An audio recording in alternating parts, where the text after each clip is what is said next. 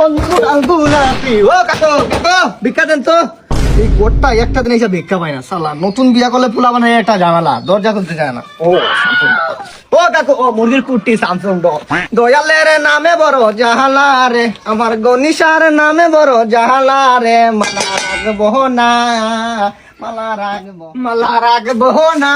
ও কাকু কাকু ভিক্ষা দেন। ও কাকু মাইরে না সাসা গো সাসা।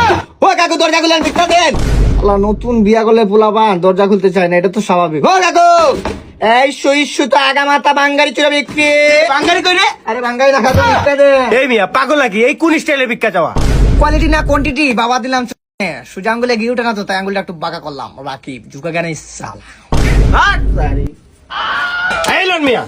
হয় নাই। প্রথমত এই চাউলের কোয়ান্টিটিটা কম আছে। মানে আপনি তো ইংলিশ বুঝবেন না, বাংলায় বুঝে বলি। এই চাউলের পরিমাণটা কম। 2 নম্বরে এই চাউলে কিন্তু ফাইবার নাই। 3 নম্বরে ডোপামিন তো নাই। আর এটা কি চাউল? সরকারি চাউল মনে হইতেছে। আসলে বাসমতি চাউল ছাড়া ভিক্ষা নেই না। সরি বলে দুঃখিত বলবেন না।